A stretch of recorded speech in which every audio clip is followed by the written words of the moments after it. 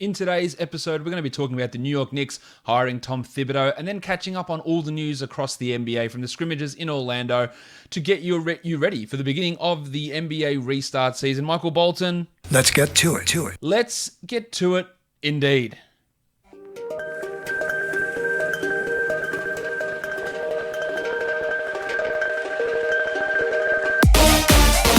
You are Locked On Fantasy Basketball, your daily fantasy basketball podcast, part of the Locked On Podcast Network, your team every day.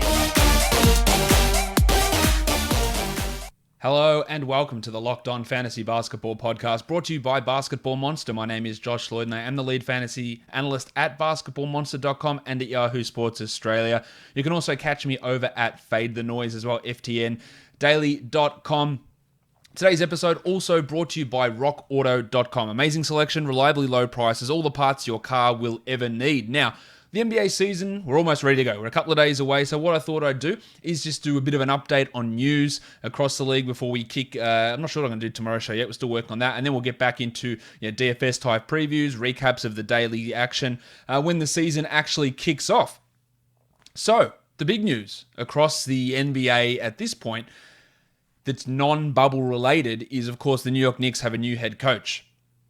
When that news came out, plenty of people tagged me in the news on Twitter, so I appreciate that. Wanted to know my thoughts on, well, here's my thoughts on the New York Knicks hiring Tom Thibodeau. It's not the worst choice. The worst choice, actually, I don't even know what the worst choice was. Is the worst choice Mark Jackson? Is it Jason Kidd? It's probably Jason Kidd because he was at least considered a realistic possibility. He's a trash coach and he was not getting them Giannis Antetokounmpo. Tom Thibodeau is a hire. He is going to cause problems with that team, undoubtedly. He causes problems with every team that he goes to through nonsense rotations, through an outdated defensive scheme, through an offensive scheme, which is actually not that good either, in terms of being really low in three-point attempts. He's going to rub people up again the wrong way. Now, half of his failures in Minnesota were personnel related, bad trades and poor signings. But it wasn't just limited to that. We know that he doesn't like playing rookies, but after rookies, they're fine. So it doesn't mean the end for RJ Barrett. It doesn't mean that your mate Mitchie Robinson won't take it from here. And Mitch Robinson says, "I'll take it from here." But what he does love is veterans and players that he used to play with. So Taj Gibson's already on that roster. That, I guess, is the worry with Mitchie Robinson, is how much is Thibodeau going to play Taj? I don't think we look at RJ Barrett and go, well, he's going to play 20 minutes now. But I worry that Tibbs might decide, well, I want to bring in Jeff Teague to be my point guard. Do I put pressure on the front office to trade for Derrick Rose to come in again? He's very much a win-now coach on a team that is nowhere even close to being a win-now team. He has made players better. Joakim Noah, Derrick Rose, Jimmy Butler, developed those guys well. They also did nothing in their first couple of seasons. Butler barely even played, didn't even see the court for his first couple of seasons, and then really did develop. How much of that is on Jimmy, how much of that on Tibbs, I don't know. But this is a guy who's got a reputation as being this great defensive coach, yet was absolute trash as a coach in Minnesota. And you can say that's because the players are lazy, which is bullshit, or not good defenders, which is true. But if you're banking your reputation on he is the defensive coach, and they finished 27th in the NBA in defense, then you're not that good of a defensive coach. Now, on the flip side to that, they were fourth in offense the last full season Minnesota that he coached them. But 227 finishes in defense is not going to cut it. That last year for Minnesota, the problem I have with his offense is not that it wasn't good, because it was pretty strong, but 30th in three-pointers made, 30th in three-pointers attempted, number 1 in two-pointers made. It's just not a good combination, and that was with Jimmy Butler driving the offense. So they had part of the reason their offense was so good was their free throw attempt rate was really, really high.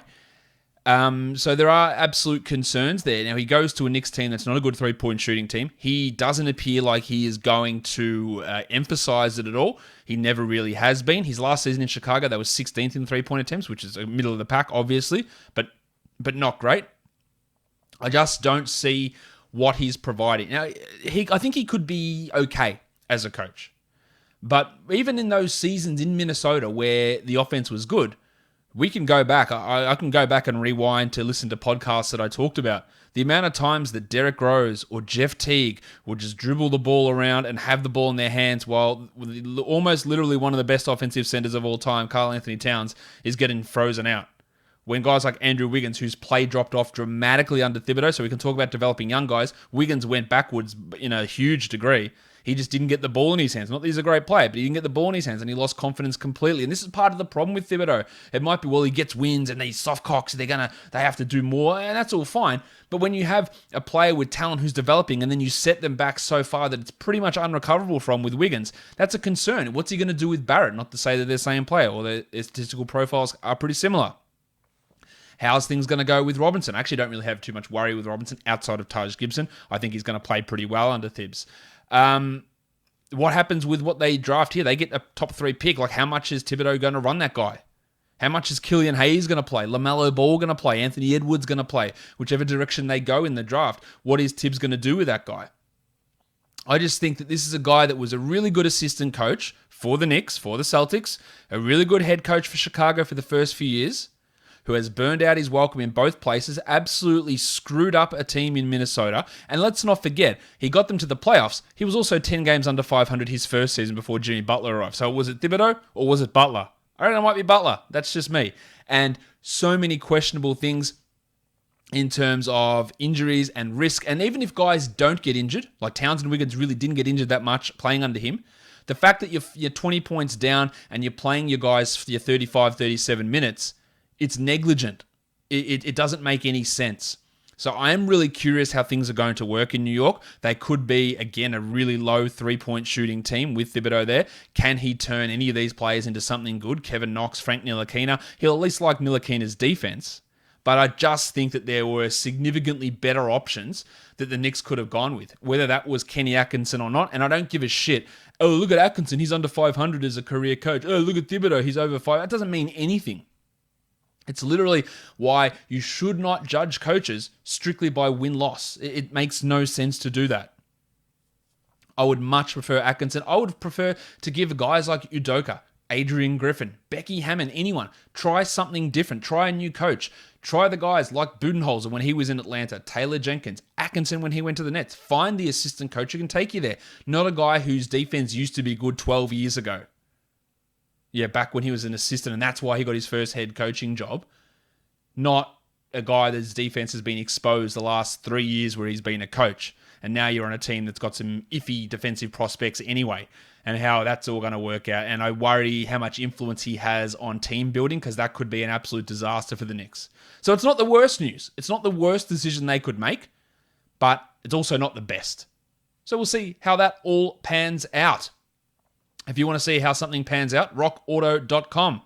What a terrible segue, but what a great company. RockAuto.com is the place where you can go to buy cheap car parts. You don't go to your local auto store, sit there. They don't even have the parts in stock. They've got to order it. Why don't you order it yourself? And don't worry about the price discrepancies, because you go to your local store. They have different prices for professionals and different prices for do-it-yourselfers. RockAuto.com, it's all the same, reliably low price for everybody, right across the board. Why would you spend up to twice as much for the same parts? They have everything from engine control modules and brake parts to tail lamps, motor oil, and even new carpet. And whether it's for your classic or daily driver, get everything you need in a few easy clicks at rockauto.com. When you go to rockauto.com, you can see all the parts available for your car or truck. And when they have that box, how did you hear about us? Just go and write Locked On there so they know that we sent you. Amazing selection, reliably low prices, all the parts your car will ever need. rockauto.com. All right, so let's have a look now at teams that are actually playing in the league at the moment, and that is, of course, these bubble teams. We're going to just go through some news and notes across the league here. The Brooklyn Nets are a shambles as expected. We haven't seen Jamal Crawford play yet for the Nets, which is interesting. We had Chris Chiozza start at point guard today. Karis LeVert taking a lot of shots. We had Timothé Luwawu-Cabarrot start at the 4 over Rowdy Rodion's Kurucs, Janan Musa, Lance Thomas, So he's been a little bit outmatched, I think, Lloyd Cabro, but he's going to be a rotation piece. Jarrett Allen looks great. He had 19 and 10 today with 2 steals and 2 blocks. He's going to be one of the real stars, I think, of this restart. And Levert is going to put up some really, really big numbers. We know that. He had another 23 points today.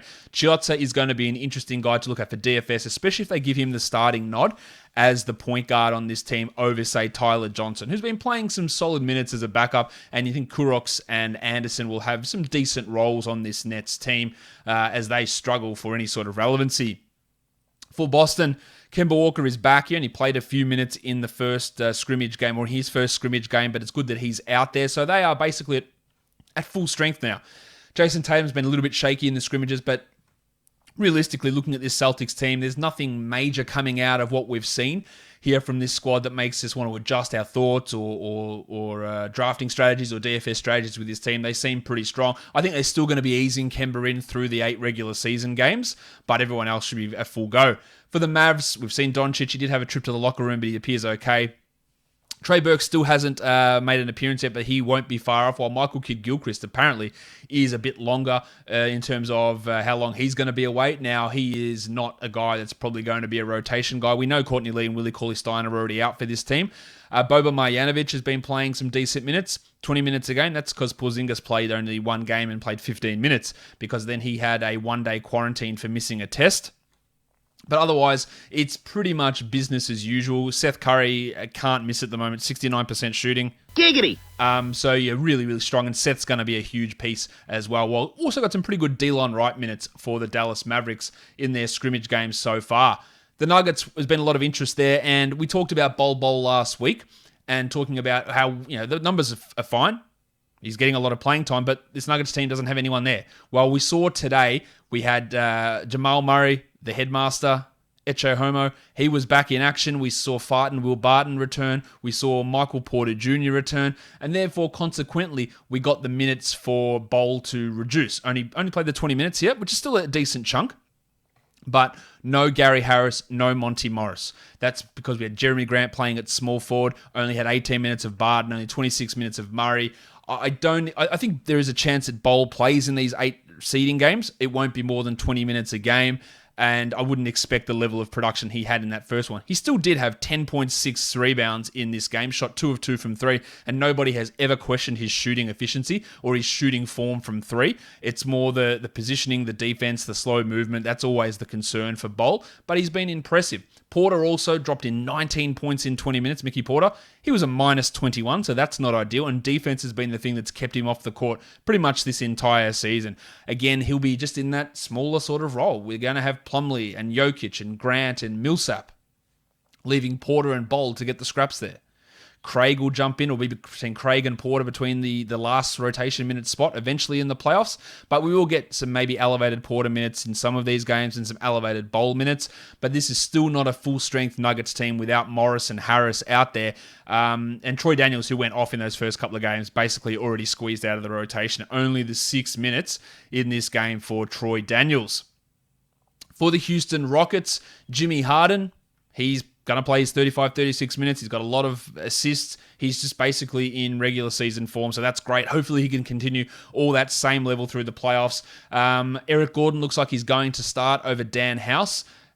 He's better than Daniel House. We know that. He's had massive struggles all season, Gordon, in terms of his shooting, so hopefully he can get that back on track. House will still play a decent amount of minutes. He played 32 minutes a night so far through the 2 scrimmage games, averaging 13 points and shot pretty well, but we know what he is. He's a guy that gets some steals. He's averaging 2.5 a game in the 2 scrimmages. He's going to hit some threes, and that's what he's going to do. But otherwise, Jeff Green's a rotation guy. Eric Gordon's in there. And then you're just going to have scraps coming off the bench. But nothing. I think Houston are going to go pretty tight for most of their rotation, even through these 8 regular season games. Who we look at next. Indiana Pacers, lots to talk about here. Victor Oladipo ruled himself out, and now he's in. He's playing, and he's putting up some pretty okay numbers. And I would be pretty surprised now if Oladipo didn't actually take part in these games. He played 24 minutes a night, 12 points, hit 3 threes. The shooting still wasn't fantastic, true shooting of under 55%. Only had 2 assists, 1 block through 2 games, no steals. which we know is a huge part of his fantasy value. I wouldn't be looking at him as anywhere draftable in the top 50 or anything like that in a restart format, but it looks like he's going to play. Unfortunately, their all-star from this year, Domantas Sabonis, has plantar fasciitis. He's going to miss a decent chunk of the regular season games, if not all of them, if not all of the playoffs. We just don't know at this point. So that is going to give some extra opportunities for Miles Turner, but don't get too excited. All right, Miles Turner, even in these games, 17% usage without Sabonis. He is just not going to come out and have 26 usage. It's just not going to happen. What he might do, and even then, I don't think it's much of a change, because you go look back at the last couple of games, the last 10 or so games before the season shut down, him and Sabonis were playing 34, 35 minutes a night anyway. So it's not like he's going to go from 28 minutes and start playing 35 minutes, because he was already doing that, Miles Turner. So there's a risk there of overvaluing or overdrafting him because Sabonis is out, because it doesn't mean that he picks up all of the usage.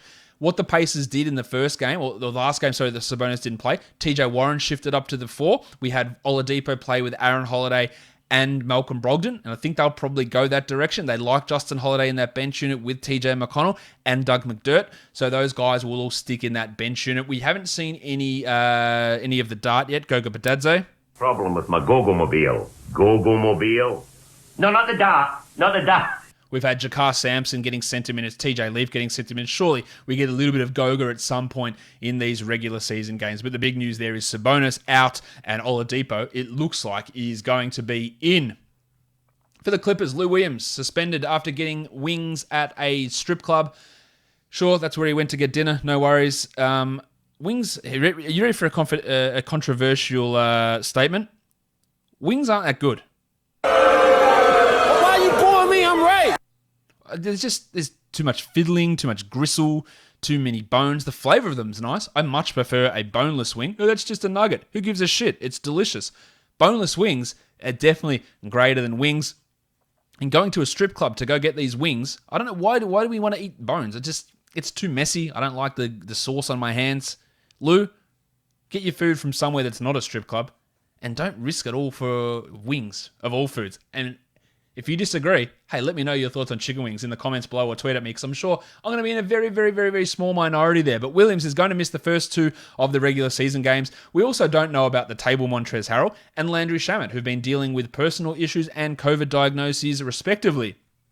Ivica Zubac is back. Patrick Beverley has returned. He hasn't played yet, so they'll be ready to go for the beginning of the season. But we don't know about Harrell and we don't know about Shamet. Paul George and Kawhi. Kawhi is struggling with his shot at the moment. George is looking pretty good, but the Clippers are going to be the team that takes this regular season the least seriously out of everybody, I feel. And taking these guys, expecting massive, massive numbers, is probably going to be a fool's errand. If with Williams missing, Reggie Jackson steps up, Landry Shamet steps up if he's ready to go into more minutes, and then things will settle down as that rotation gets back to normal.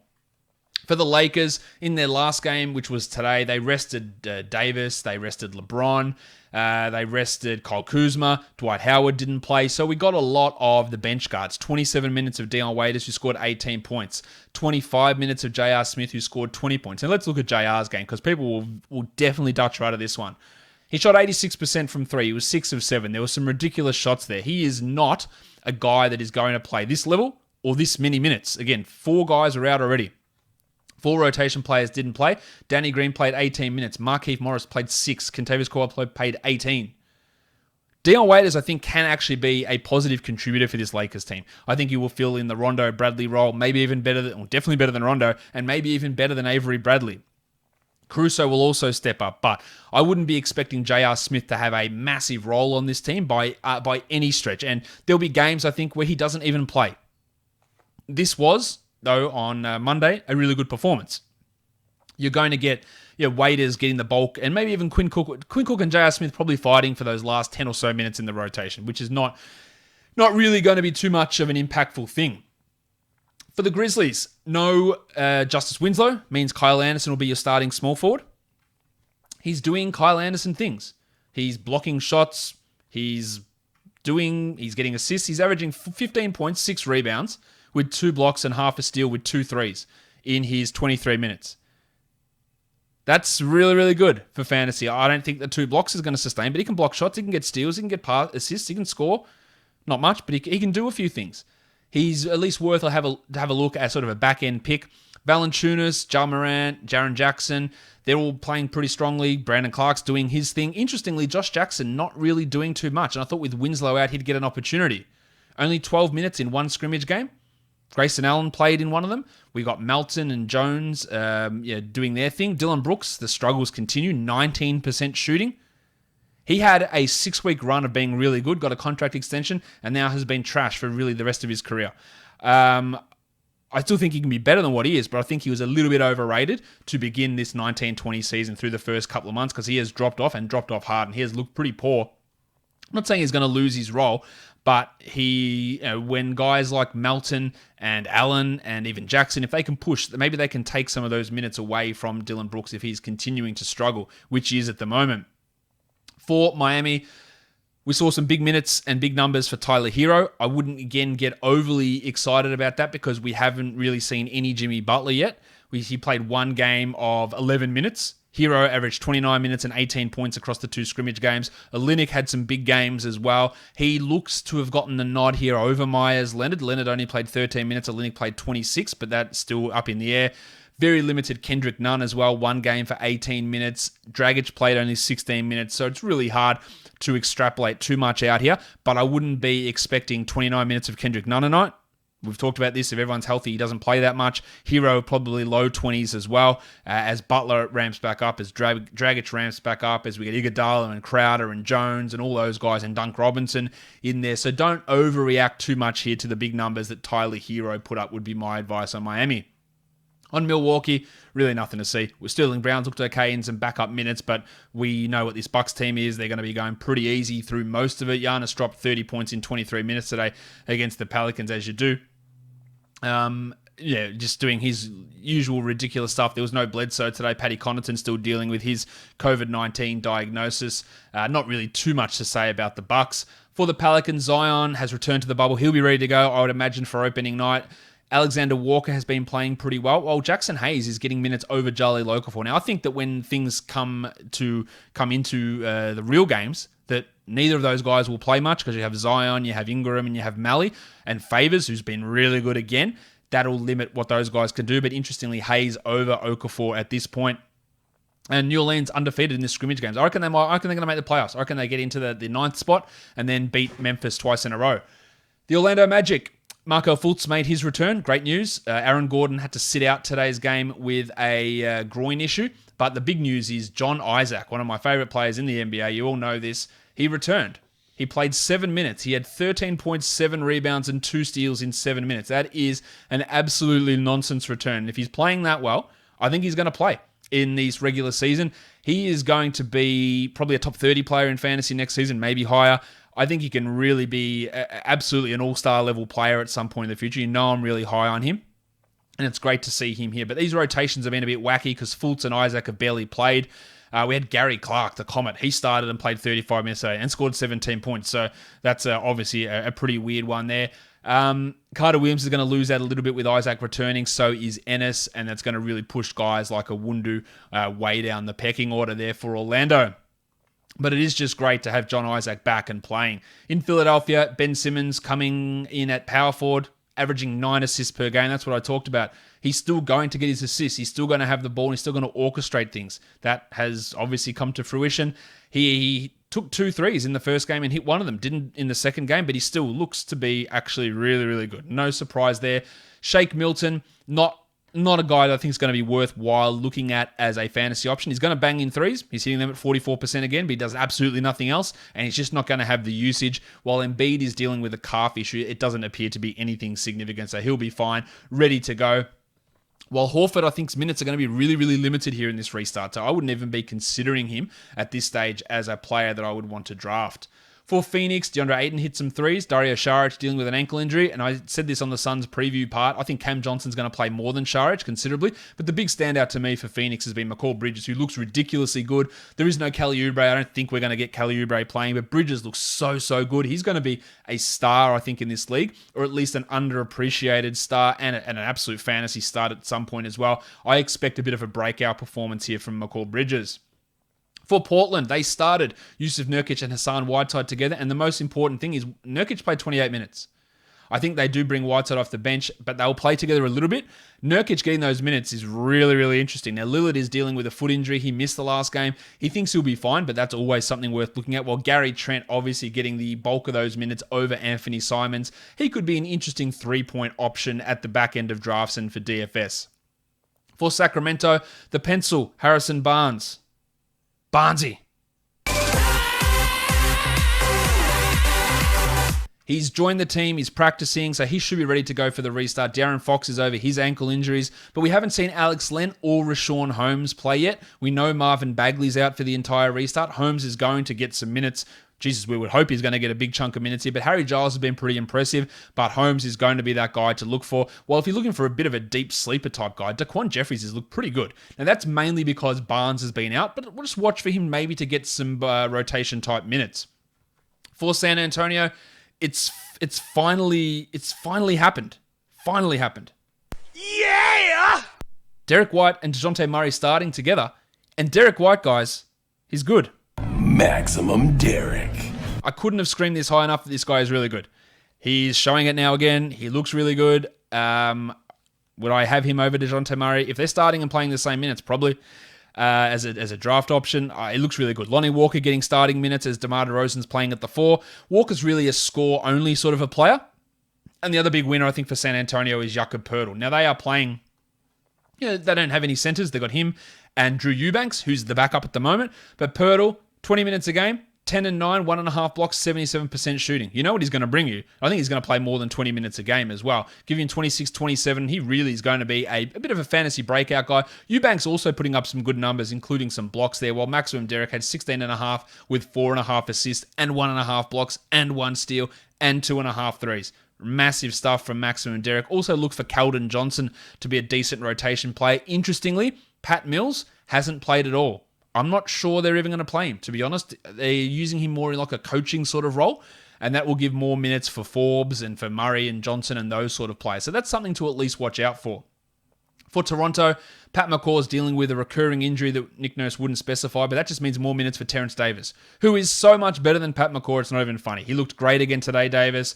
The Raptors, I think, will go pretty easy through the regular season game, so Davis is going to get opportunities for DFS. They started Gasol and Ibaka together. We haven't seen much of Mark at this point. Oh, hi, Mark. As he eases himself back in, but it's just Siakam and Lowry and Powell just sort of going about their business. Mike Conley looks good for Utah. Emmanuel Mudiay looks to be getting those rotation minutes from Bojan Bogdanovic, while Mia Ernie and Rajon Tucker have also looked pretty okay. I think Tucker is a real X-factor opportunity here for Utah. It'd have to be like real minimum price DFS stuff, but just watch for him to get some rotation minutes. While Washington, how about my mate Isaac Bonga? He is just a player that wins basketball games somehow, or is a positive if the rest of his team wasn't shithouse.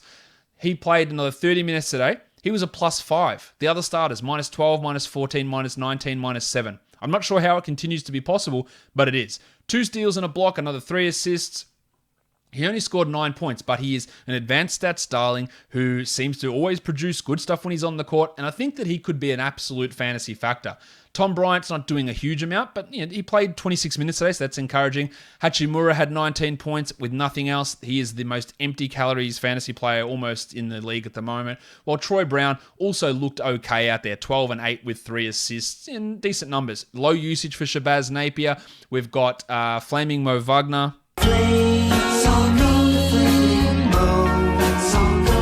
He's getting those backup minutes behind Bryant, while Jan Mihinmi hasn't played yet, and Pasechnik's getting limited playing time. Jerome Robinson just chucking the absolute shit out of the ball. He is not in any way good at all. They should decline his 4th-year rookie option. He's going to get minutes here. He should not get minutes. He is not a good player at all. But on this Wizards team, they don't have a huge amount of good players. That'll do it. That'll wrap me up for today. Don't forget, subscribe. Apple Podcasts, Google Podcasts, Stitcher, Spotify, and on the good old YouTube. Leave a comment down below. Tell me what you think about chicken wings. Guys, we are done here. Thank you so much for listening, everyone. See ya.